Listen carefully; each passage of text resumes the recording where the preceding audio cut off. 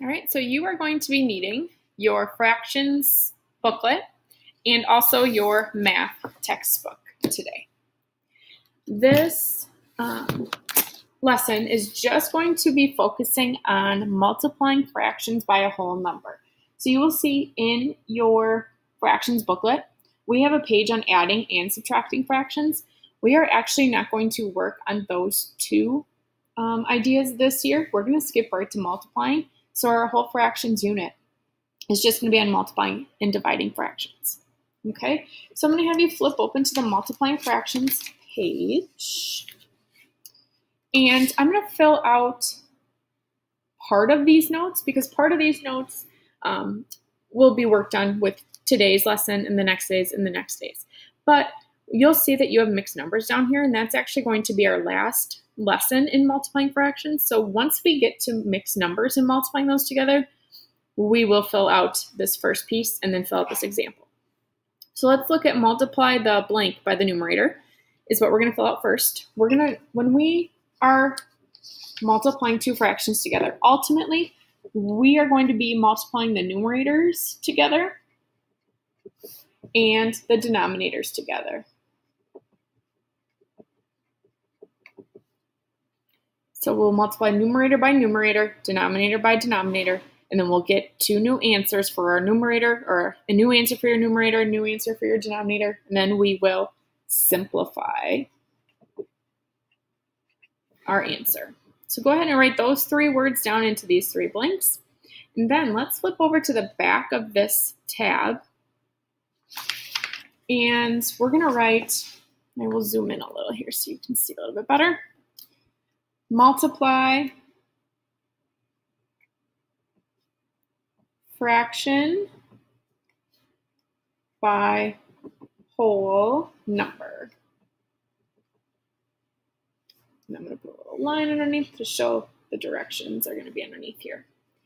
Okay, so when we multiply a fraction by a whole number, your book says these directions also, and I'm just going to copy them from your book onto here. So if you need to look there instead of this booklet, you're more than welcome to do that. You're going to write the whole number as a fraction.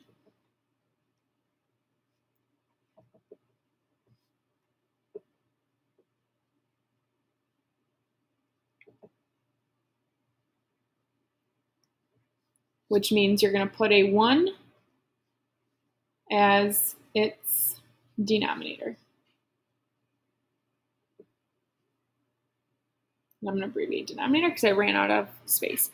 So you're going to put a 1 under the whole number. Okay, so so here's your example. And we'll kind of set up this example as we go here, step by step. So if we have 5 times 3/4, I'm now going to make this whole number a fraction by putting a 1 underneath because we need something to multiply the denominators by.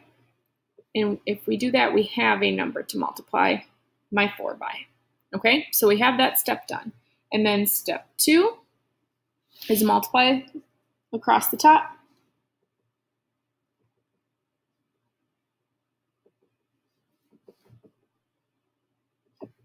And I'm going to write numerator times, numerator.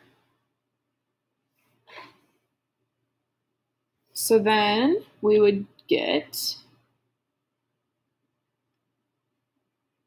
5 times 3 equals 15. I'm going to put a question mark down at the bottom because I don't know what that is yet. Step number 3, multiply across the bottom.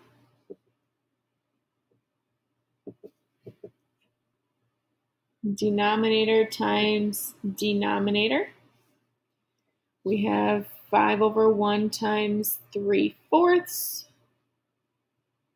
times, we did 15, and now we have 1 times 4 gives me 4. And then we simplify. So now 15/4 we know is the right answer, but it's not the best answer. We can't keep our answer like that. So I'm going to see how many wholes I can pull out. So when I say how many wholes, it's how many 4/4 can I pull out. I know that 4 times 3 is 12. So 12/4 is as much as I can pull out. Okay, so now if I do 15/4 minus 12/4, because that's 3 4/4 and I'm pulling out, this and this are the same, I'm left with 3/4 in order to get to my next whole from 4/4. So my answer would be 3 3/4. Okay? Okay, so we are going to now flip over to our book. If you need to pause this to finish up the notes, please do so now. Otherwise, we're going to flip open to page 267 in our math textbook. Let's switch over to that right now. So page 267. Let me zoom out a little so you can see the page number down here. We're going to work with these 3 got it problems down below here. Okay, so let me zoom in a little and we will write our answers over on the side. Okay, so our first step is to make our whole number into a fraction. So I'm going to rewrite this. And now I'm going to introduce to you a new way to write the multiplication symbol. I don't know if you've seen this before, but if you have a little dot in between 2 numbers, that also can stand for multiplication. So you will probably see me from now on using that, and sometimes I'll use the X, sometimes I'll use this. But this year is the year that we get comfortable using this dot, because X will kind of mean a whole different thing to us by the end of the school year this year. So I'm going to write my dot in between, 1/2 times, and then I have to write my whole number as a fraction by putting a 1 underneath. And now I'm going to multiply straight across the bottom. 1 times 3 is 3. 2 times 1 is 2. Now I get 3/2 as my answer, but I know that that's not my best answer. It's right, but it's not my best answer. So I'm going to make this into a mixed number. So I pull 1 whole out of here, 2 seconds, and that's 1 whole that I'm pulling out, and I'm left with 1/2 left over. So 1 and 1/2 is my answer. Now, if you were to leave your answer like this on homework or on a test, you would probably get half credit for it, but this would give you full credit. We want to make sure that we get in the habit of writing our answers in the simplest form, not as an improper or not simplified down. Okay? All right, letter E. 2/5 times 4/1. Multiply straight across. 2 times 4 is 8. 5 times 1 is 5. And I'm left with 8/5. I can pull 1 whole out of there. So that would be 1. And 3/5 is left over. So my answer would be 1 and 3/5. Okay. All right. 3/4 times 5. Is that the one we just did in our book? That is the one we just did in our book. So we're going to skip this one. We already did that one. We know the answer to that one. Okay, let's move over to page 268. There's a few more practice problems here for us that we can kind of get in the hang of. So 10 times 4/5. So I'm going to do 10/1 times 4/5. Now, here's something that you may have learned in previous school years. If you are multiplying fractions together and you see that across from each other, diagonally, so making an X, if 2 numbers are multiples of each other, you can actually reduce them ahead of time so that your multiplying is a little easier. This, as a problem, is still pretty easy to multiply. We know what 10 times 4 is, and we can do 1 times 5. But as we get through some of these lessons, you may have bigger numbers that you're going, oh my gosh, I don't know this off the top of my head.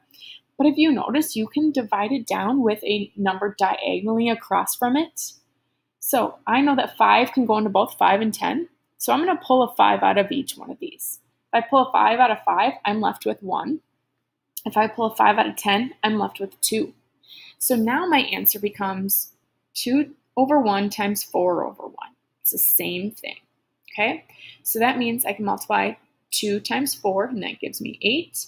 1 times 1 gives me 1. And look at that. My answer is 8. When I get 1 as a denominator in my answer, I don't need to write that. I'm going to write my whole number, just like what they did here. So we're kind of reverting back to this. Now, if we did not simplify this ahead of time, we would have gotten 10 times 4 is 40. 1 times 5 is 5. You still would have gotten 8 as your answer because you would have seen that 40/5 is an improper fraction. We need to simplify that down to a mixed number. Well, actually, there's no parts left over after you pull as many holes as you can out of there. You would have gotten 8 as your answer anyway. But here, it saves us one less step. We don't have to simplify down. We just drop the 1 at the bottom and write our answer. Okay, let's look at number 2. 2 over 1 times 3/4. I see that we can do this again. Even though that 2 times 3 and 1 times 4 are pretty easy to multiply, let's get in the hang of simplifying down ahead of time. So the only way we can do it is if diagonally across from each other have a similar multiple to each other. 1 and 3 don't, but I see 2 and 4 do. So I'm going to pull a 2 out of here because that's the least common or the greatest common factor that I'm pulling out of each one. So when I pull a 2 out of 2, I'm left with 1. When I pull a 2 out of 4, I'm left with 2. And now I have 1 times 3 is 3.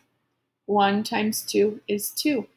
We can't leave our answer in this way, so let's make it the best answer we can. We'll pull as many holes as we can out of here, which would be 1, and 1/2 is left over. Okay, all right. Now let's do one more problem. Let's do this one down here. So 3/8 times 11 over 1. I notice 3 and 1. If you have a 1 by any number and you're looking to divide ahead of time or simplify ahead of time, if you have a 1 diagonally across from it, chances are you're not going to be able to do that. 11 and 8, I know, don't have any common factors with each other, so we just have to multiply straight across. 3 times 11 is 33. 8 times 1 is 8.